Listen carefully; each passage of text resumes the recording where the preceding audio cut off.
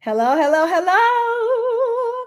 I'm so excited, y'all. Welcome to the Dr. Kiki Ramsey Show. And I am so excited because we are going to get into one of my favorite topics in the whole world, coaching. We're going to be talking about becoming a coach and coaching as a leadership tool. And listen, let me tell you, I am so excited to welcome the guest today because he's just perfect. He's absolutely perfect for this topic. And I will tell you why right after this.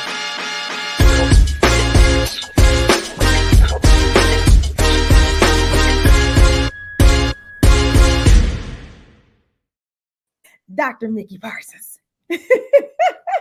Kiki, great to see you. And I love your introduction, by the way. I've never seen that before. Yeah, see, we doing some things over here on the Dr. Kiki Ramsey Show. Very impressive. Awesome. Well, I am so excited, first of all, to welcome you to the show. And secondly, because the topic that we're going to be talking about is something that you and I both are super passionate about. Absolutely. I think that's what we bonded over, right? Ed- Coaching psychology, Ed- evidence-based coaching. Evidence-based coaching, which I hope we get into. And so I want to tell everybody like how we absolutely met, and so that they can have a context. And so you are, and you'll get a chance to tell everybody about yourself, but I decided that I was going to go to school and get my master's in positive psychology coaching. And when I showed up at Life University, there you were, right? There you were. You were my professor. I don't know if you knew it at the time, but I was like, okay, yeah, we've met now and you're never getting rid of me. Well, thank heavens that came about. And so you became my mentor. And then the reason why I ended up getting my PhD is partly because of you and partly because of my husband, because I don't know if you remember, you kept on saying, okay, now it's time to go get your PhD, And I'm like, don't say that. I'm here because I'm trying to avoid a PhD. And you're like, no, I feel it. I see it. We wouldn't have the Dr. Kiki Ramsey show if you didn't have your PhD, right? So it was written in the stars for sure. I love it. I love it. So I went on to school and got my PhD in business psych. And then I was able to come home. Now I am also teaching alongside you in the Masters of Positive Psychology program at Life University. So now we're also colleagues. So you definitely can't get rid of me. I have to tell you, it's a good thing we're not therapists, right? There's so many multiple roles in there, but as coaches, we're safe, and it has absolutely transitioned to friend and colleague, and I'm grateful for both. So thank you. Me too. So why don't you tell everybody a little bit about yourself? Well, I think you did a better job than I will, but I am a master certified coach. I am the owner of the Workplace Coach here in Atlanta, Georgia. I started coaching in 1999. I know that dates me a little bit. I think it was the year after the International Coaching Federation actually began. Is the year I coached. And I'd met Thomas Leonard, and we had some conversations. He was kind of the founder of Coach University, which was the first coach training school, right? And actually was instrumental in starting the International Coaching Federation. And so I thought, what a cool way to combine my love for psychology and for business. I was the CEO of a chamber of commerce down in Tampa, Florida at the time, and was like, boom, I'm hooked. I started Coach U training immediately. I started thinking about opening a business with some colleagues down there. And as they say, the rest is history. Now, I started teaching at Life University in their undergrad certificate program in about 2011. And Dr. Shook and Samples asked me to come on board and help them, along with Cherry Collier, to create the Masters, right? The online Masters of Coaching and Positive Psychology. So that launched in 2014, and it has been awesome. I have this passion for developing senior leaders. I was a manager for the first time at age 22, which is where that came from. I think they thought I was 35. I just got tall and looked older than I might have been, right? But Oh, yeah, goodness I've knows. been doing that since 2014 and have just developed this passion for helping co-create great coaches in the world. And that's been Well, the fun of working with you and everyone at the university. I love it. I love it. Well, speaking to that, right? What is your biggest strength, aka your superpower? You know, I actually kind of go back and forth on that because, we take the VIA and Mhm. the Clifton strengths, and we think about all those items when I think about my superpower. But the reality is, I come back to coaching is my superpower. Ooh, that's I mean, when I think of the positivity and the right. love and the hopefulness and the achiever and all those other strengths, it's like, boy, does it not align with the ICF definition of coaching? Because what we're really doing is using all those strengths Mm-hmm. to optimize human flourishing. So Yeah, I love I that. think coaching. What better strength to have than a conversation about coaching than to have coaching as your strength? so, Absolutely, right? so I love it. I love it. Okay, so if you are here joining us live on the Dr. Kiki Ramsey Show, go ahead and drop your name and where you're tuning in from in the chat, and we may be able to have a chance to shout you out. Drop your questions and comments there as well. Okay, so we're talking all about coaching, but there may be people who don't really know the true definition of coaching and what some of the benefits are. And so, I want you to tell us what coaching really is. Yeah, it's a great question. There are many definitions of coaching, right? And Mhm. one of the things I think we both found in our dissertation work was a lack of agreement Yeah. on those definitions of coaching, depending on what lens we're looking through, right? Is it Mhm, business mhm. psychology or something else?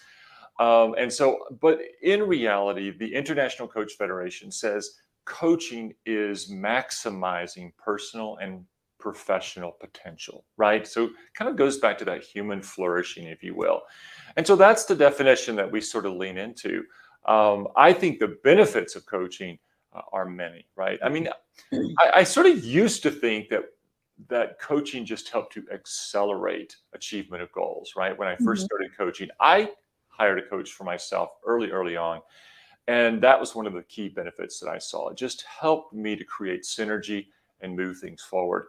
But I think the reality is it's more than that. Yeah. Only about 5% of us can, come up with that vision that pulls us forward and walk the path toward achievement. The Yeah. other 95% need us. We need Yes. coaches, Yeah. partners who can do these things. So I think coaching does help accelerate progress, goals, achievement, but it also helps create sense of well-being, Yeah. better satisfaction in life, right? It almost can become a part of your support team that Yeah. helps you to achieve way more than you ever thought you could.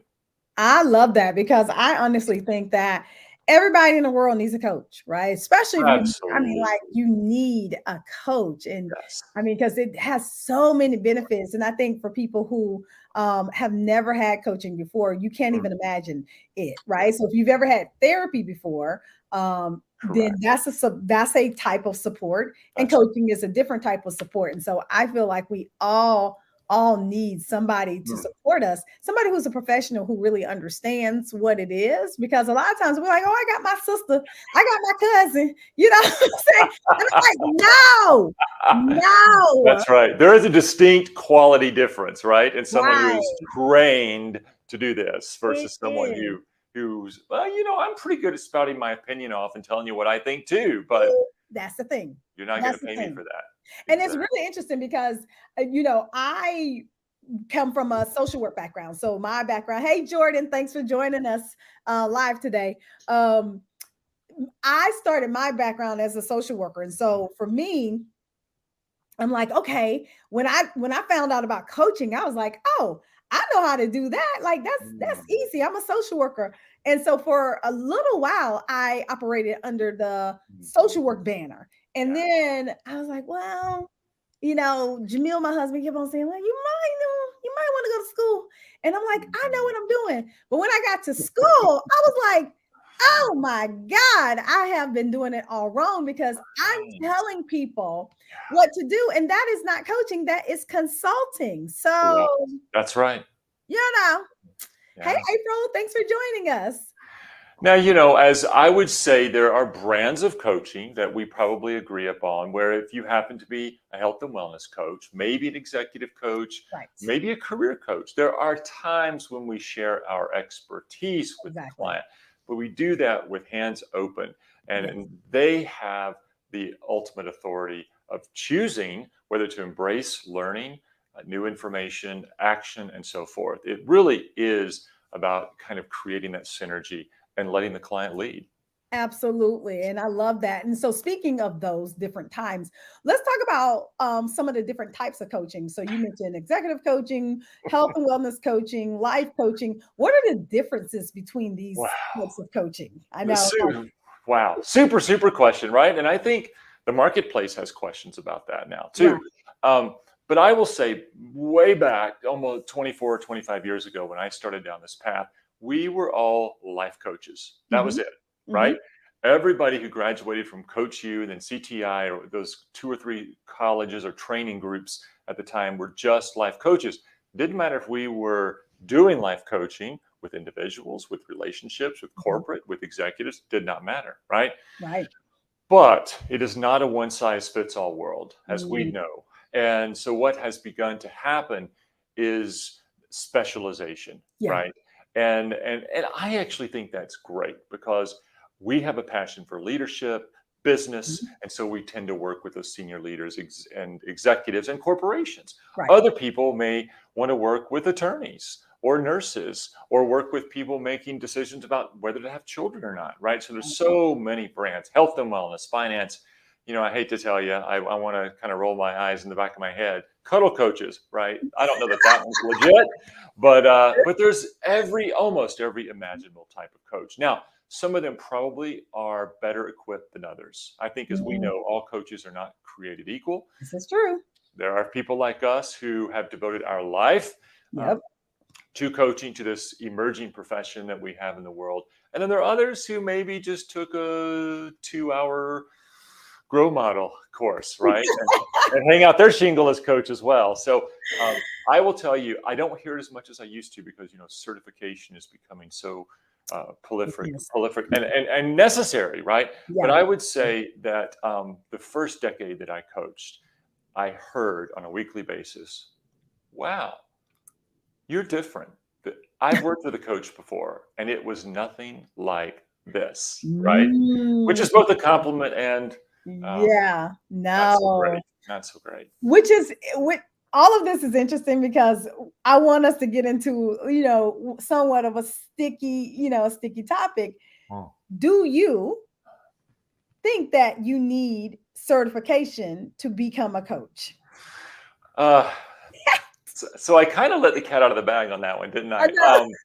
In my reaction, but yes. So I believe it depends on the role, Okay. right? If you are, I don't know, in a basic example, you're an LPN and you're a Lamaze coach, and it is a super narrow window of what you know Mm, how to do. Maybe not, right? okay. Yeah. If you're using motivational interviewing and that's the only coaching skill you're using, maybe not. But as a general rule, absolutely. Now, Mm, I do think it's okay to begin coaching yes. maybe before your education's complete, and Yeah. definitely before certification. As Yeah. we know, Mhm. certification takes years It in most does. cases, It right? does. And I think, at the university with our master's in positive coaching psychology, we encourage people to get a mentor coach themselves Yes. and begin coaching. But let people know, right? Mhm. There's no shame Mhm. in saying, I'm a student coach. I'm Yes. working on my master's degree in coaching psychology. I'm an apprentice, right? I mean, if I think back through the history of professionals, I'm thinking about my stepdad and brother-in-law who had 5 years of internship as electricians, right? Yeah. And so that level of learning, I think, just earns us more respect. So It I do does. know a few schools and a few instructors who are like, no, don't tell them you're a student. No, Oh No. Truth in advertising, right? And Yeah. that's not good for the profession. That's humor. It's not. Transparency is key, in Yeah. everything. And right, like you got to give people choice. And that's what coaching is already, right? Like you're partnering with somebody and then they have choice on what they want to Yes. take from that, relationship and from that conversation. And so I I'm very, I'm very pro, coaching certification coaching school because I really think that there are a lot of coaches out there that don't necessarily know what coaching really is, right? Like they just think they know and they don't. And I think that anything we want to do well, we should get trained on it. That's just period, right? Like just get trained on it. And so I think people should be on the lookout if you're looking for a coach. Mhm. One of the questions I ask now, I'm like, oh, where'd you get your coach training at? Right? Because some people don't Yes. know to ask Yeah. that. So And Kiki, one of the really interesting things that has changed, I know you and I were talking about this recently. We were on campus together, and is the shift within the past decade, and in particular during the pandemic, there was a huge push toward coach certification, right? yes, very It much. used to be when I started coaching, nobody knew what coaching was. They're like, is that Right. little league or so, what is that? What type of coach are you on the field? But even in the corporate world, right? Mhm. Um, I mean, back 10 years ago, 12 years ago, 15 years ago, people were saying like, certifications are nice to have. Coach Right, training's a nice to have. right. That has gone from about 37, 38% Yeah, to approaching 90% of corporations yeah, that utilize coaching heavily going, yes, yeah. I would necessary, right? necessary. Even when I've looked at jobs out there, they're all saying they want some type of certification in Yes, coaching. And but here's the beautiful thing. Now you can get a job as a coach, right? Like you can get a job. I remember when I first absolutely. started, there was like no coaching jobs. You had to start a business, right? That's right. That's right. Well, now you can look on LinkedIn or whatever, and they have coaching as jobs, and I think that that's super cool. It's amazing. I bet I get 3 announcements a week Hmm. looking for some sort of senior leadership coach or executive coach Yep. within an organization just from LinkedIn. Go to indeed.com and other places, and there are just a ton of them, which is very exciting, right? Some of them, if you think of like Coach Hub and some of those groups, you can go in, you can get your experience, you can go in and get your certifications while you're building your business if you want to do that. Exactly. If not, work in the HR, human resources, learning and development, leadership development arm of an Mhm. organization for life, which Yeah, I think is absolutely fantastic that we're sure. seeing that level of embracement of coaching. Me too. I love it because it makes it better for us. It makes it better, and it's creating an industry. It's here to Um, stay, right? That is reality. I think yeah, even 25 years ago, when I was eyeballing coaching, was it a fad? I mean, that it's sort of, it was in all the magazines and news shows, but that mhm, was always the question mark. yeah, Really? mhm, Not quite yeah. sure. Felt a little bit like just an individual self-help guru. Yeah, yeah, but you're right. It's here to stay. And there are not so what does it take to become a coach, right? So what does it take to become a coach? Because as I was looking for the right program, there were only two that Mhm. offered masters in positive psychology, right? Yes, And yes. so this may be a two-part question. Okay, so first of all, what is positive psychology coaching, right? Mhm. And then what does it take to be, a coach, period? Really briefly, I think, positive psychology coaching embraces the theoretical framework of positive psychology, right? It's neo-humanism, right? It's sort of Maslow and Carl Rogers brought forward with a great research base. And Yes. so there are tools and techniques and interventions that help us sort of do what we do. So positive psychology is all about helping people to flourish, embrace their strengths and their values, and you know create positive emotions, do all Yeah. the create meaning, right, in their Yeah. lives. And so Mhm. that is such a, Dr. Seligman said it himself in his book Flourish, and from the stage many times, but it's a perfect alignment to give coaching a scientific and theoretical backbone, right, Yes. was his Yes. word. And so, you know, the International Coach Federation has absolutely embraced positive psychology as well. I went to a Science of Coaching out in Arizona 8 years ago, maybe, and I think everyone on the stage was a PhD related to positive psychology, I right? love it. So, and then a few MBAs, of course, mixed in there too, which is awesome. But I think, the whole coach training piece, how do you become a coach, is becoming clearer every day, and that Mhm. really is thanks to the hard work of the International Coaching Federation. Yeah. They've been about this for a long time, and they've recently, since the end of 2019, they've updated ethics and Yeah. core competencies for coaching, and the metrics, right, the markers that we use, and accreditation for all their schools and so forth. And so they have really been a force behind this evolving revolution of coaching. Yeah. And but it's not just getting a business permit either. A Right. lot of people in those early days would go to downtown courthouse or wherever they lived, get their permit, pay their $85 or whatever, and say, I'm a coach. Right. Right? We know Right. a lot of those, right? And but now with the International Coach Federation, we both have our MCCs, Master Certified Coach designation. Yep. That is sort of the pinnacle right Yep. now of coach certification worldwide. And it takes 200 hours of coach education minimum, Mhm. right? What Yep. is it? 2,500 minimum 2,500. paid hours. That takes a long time to get, Oh, right? y'all, did y'all hear that? Hold up. Let us pause for one minute. 1 minute. Okay. Yes. To become a master certified coach through the International Coach Federation, you need at least a minimum of 200 coaching hours and 2,500. Did y'all hear me? 2,500 paid coaching hours.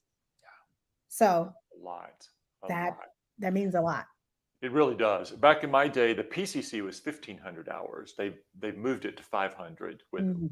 recently, which I think is a better entry level point. Yeah. But there's only about 3%. The last numbers I heard of folks getting their MCCs, and it feels like it's more people who are teaching, right, and doing different things in the world. But Yeah. it takes a lot. And in addition, just to those hours, as we know, you also have to have mentoring, right? Yes. We often choose to have a supervision period as well, Mhm. or maybe ongoing. I've worked with 3 different coaches for the last 25 plus years, which has absolutely been amazing for me. Mhm. Um, Plus, there's the examinations, right? We also have to have those fun oral and written examinations. Yeah. So to commit to the profession of coaching is a long-term investment.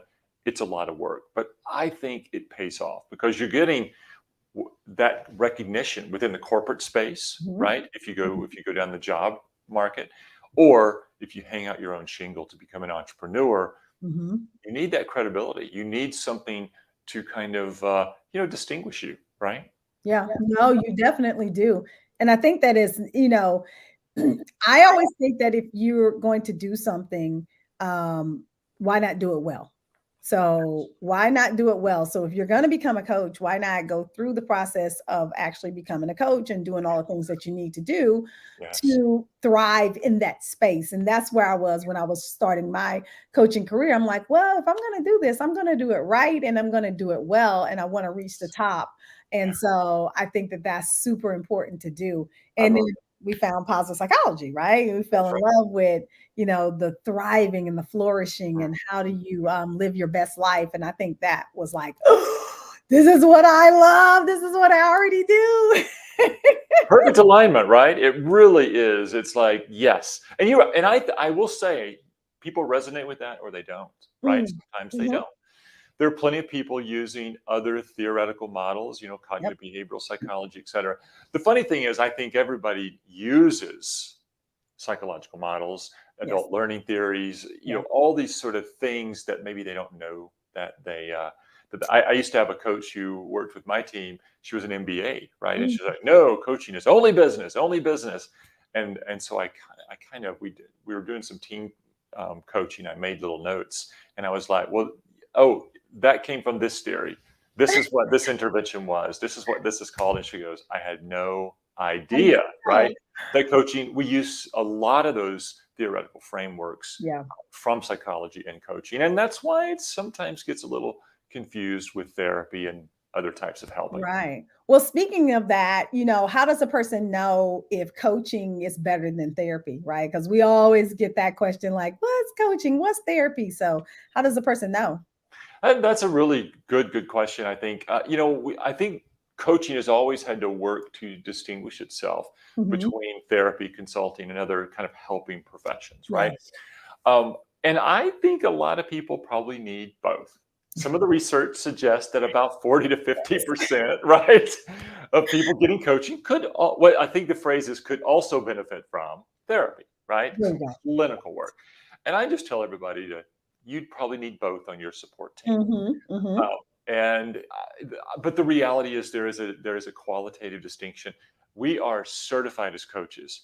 Therapists are state licensed, and that license, when it comes to fiduciary responsibility, supersedes a certification, Right. right? So Yeah. therapists, therapists can do things we cannot. Let's Correct. face it, right? Correct. They can work in that clinical side. They may be working to heal trauma, to help someone navigate diagnosable issues, and all sorts of things that just would be risky for a coach to do, right? Hmm. Because we're assuming that everybody is, what do we say, creative, resourceful, and whole, right? Exactly. And Exactly. that if they need that deeper clinical work, they're getting it from someone else. Now, I've certainly had lots and lots of conversations with my clients, EAP folks, or their Mhm. clinician over time, to make sure what we're doing is in tandem supporting their evolution. Exactly. Um, but yeah, it's interesting. Yeah. I'm do you find that you refer a lot of your clients to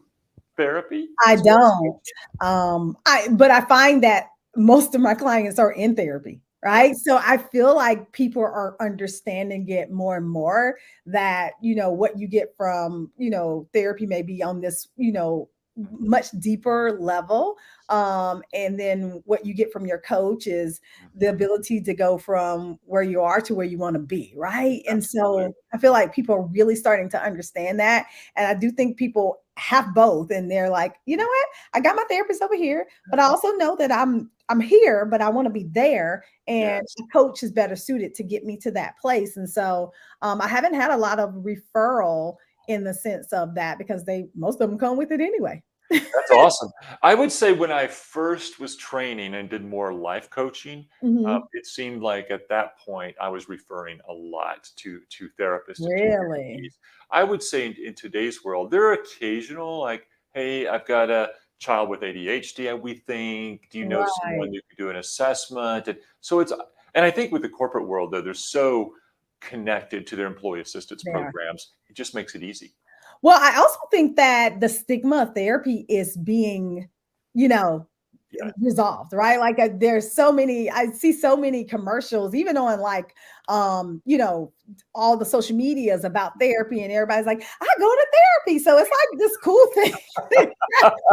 We like to go to Yeah, therapy, right? And so I'm it's true. like, okay, the times are changing. Big time. And Big so I time. think that's what Yes. that contributes to the fact that people are like not so ashamed of therapy that they can go get it.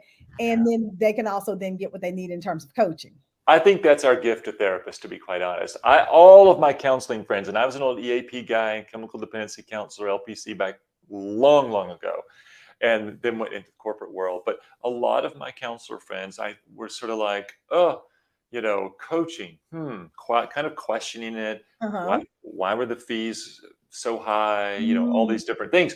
But I also think now, because coaching has become so accepted yeah. across the board, that we've been good for therapists, because Yeah. people are like, well, getting help is getting help. What do I need to get help for? And that determines who I go to, You're right? welcome, therapist. Yeah, you're welcome.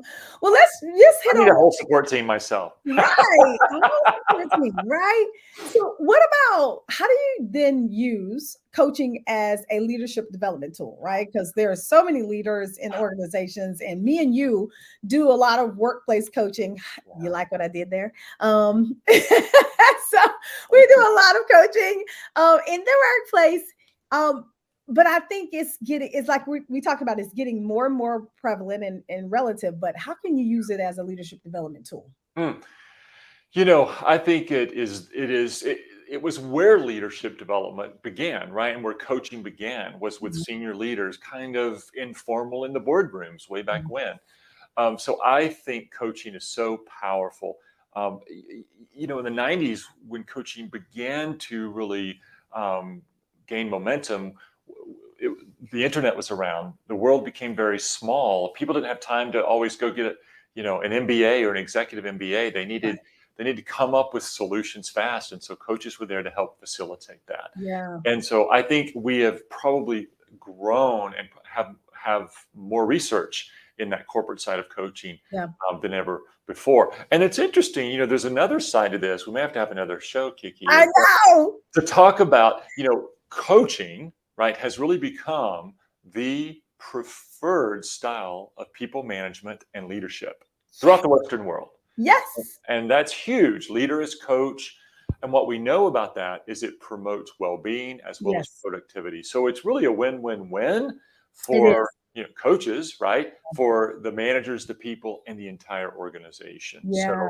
So it's exciting to see what's happening. During the pandemic, we actually saw it more deeply embraced than ever before. Oh my gosh, yes. If you were a command and control, type of leader, you were out or told to change from the companies we work with. And those who had good, solid coaching skills are rising to the top. Absolutely. I mean, I remember when the pandemic hit, and with one of our companies, we helped them navigate, moving from in person to virtual, right? Yeah, like it was stressful for so many people, but how to manage that and continue to grow as a leader was something that they needed. And coaching helped them actually get there, right? And I love it. And I always talk about coaching in the standpoint of no, training is going nowhere, right? But I don't think, you can tell me what you think, but I don't think training is complete without coaching. 100%. I think that you're doing your company a disservice if you do not introduce coaching into your leadership development. Yes. Yeah. And absolutely. We will not even do training anymore. I won't do training anymore without coaching embedded in the process. Now, some of my coaches will do it if they work closely with the senior leaders and they and the folks who report up to them, they may take on coaching, sort of over the 45 days or 90 days. And we'll give that a try, but often that doesn't happen, or they're not often trained well as coaches, right? Yeah. But those that are, does better. But 100%, I think the research is something like, we go to a training today, 90 days from now, we won't remember 27% of it. We won't remember the facilitator's name or what the topic was, probably, right? Yes. If we do, we're ahead of the curve. But if you embed that coaching, you're hitting 77, 78, 79% retention 90 days later. And you're applying it, which is the value, right? Which is the whole purpose, right? Like that's the whole purpose of it. And so anytime I'm talking to organizations, I'm like, I want to help you become, and create a coaching culture, right? Like a coaching culture. And I think that is super important. And myself, in my company, we do a lot of diversity, equity, and inclusion coaching. But I always say that diversity, equity, and inclusion coaching is leadership coaching, because you cannot have leadership development without diversity. Right? Absolutely. I agree 1,000%. You're exactly right. It's interesting. I sort of just say to a lot of folks, well, call us next year, right? Let's do this right. Because I also feel like it begins to be our reputation. It does. Yeah, it does.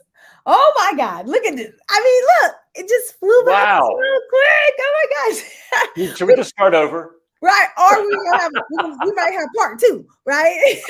So this is great. I'm so excited. Well, why don't you tell everybody what's going on with you and how they can get in touch with you? We are working on our website. So I'm going to say, go there March 1st, right? Okay. We're reinventing the website. So go to theworkplacecoach.com March 1st. Put it in your calendar, because right?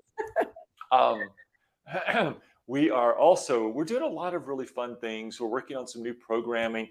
I'm working right now to finalize an executive presence e-learning program that we'll do by webinar. We'll do it live on company locations, things of that nature. Okay. I'm working on updating some other workbooks and trainings, and also can we pre-announce what we're going to do this summer? Absolutely. So Dr. Ramsey and I are putting our brains together, I guess Yes. you could say. And, we both mentor, right? We teach and mentor aspiring coaches to the Masters in Positive Psychology at Life University, and mentor on our own and supervise coaches that are going for certification and building their businesses. But we're going to put together a 12-week master coach and mentor program. So excited about that. Tentatively July, August, September. It will be a small group. So if you want to be on the apply to be in that list, let us know. Yep. But that's going to be awesome. It will be virtual, right? Yes, it'll be virtual. I hope to be at the beach part of that time. So we'll see what happens. I know. I'm so excited about that. Like, this is gonna be just so good for coaches, and you get CCEs as well. That's You'll get CCEs for it as a coach, and you'll get your mentor coaching hours right. as well. So it's going to be super fun. We're a dynamic duo here, honey. Absolutely. Is that Superman, Wonder Woman, or Batgirl, Batboy? I don't know. We'll have to figure that out. We can figure it out. Because we'll have to get T-shirts, right? But exactly. I will say that people will get, I think it's about 28 CCEs total, because you will get your 10 mentoring credits if you're in the ICF, or you also will get the 18 standalone CCEUs. So lots and lots of fun. We're also looking at doing a future one that would be more corporate centered as well. So if you're on the corporate side of things and you have interest in growing your coaching skills, let us know. Let us know. Well, this has been super, super fun. So leave us with one thing that you want to share with everybody about this topic, becoming a coach and coaching as a leadership development tool. Yeah, I think that you should just try coaching, right? Come on. I think that's the most powerful thing on the planet. And if you want to try it for free, you probably can call Dr. Kiki or Dr. Mickey, and we can set you up with a student who will give you a free session or three, right? Yeah. But I would say it is like, if you've never worked with a great consultant, a great marketing person, a great communicator, a great therapist, whatever, a great, healthcare provider, when you find that, it just feels magical. It does. And if you find a great coach, they will help you create magic. So that's what I'd like to just think about this. Give it a shot. Now not everybody's going to be as amazing as Kiki and I, of course, but there are great coaches in the world, and there are amazing coaches in Metro Atlanta. Absolutely. I always feel like we're so blessed that we are probably, if not one of the hubs of great coaches in the entire world. Yeah, I love it. Whoop, whoop. Go ATL. That's right. Well, thank you so much for joining us on the Dr. Kiki Ramsey Show. If you were listening today, thank you so much for joining us live. Share this with a friend. This may be somebody's calling, right? This may be your calling. And in that vein, Dr. Mickey says, try coaching, right? Try coaching. We love you all. Thank you so much for tuning in. Until next time, see you later. Goodbye.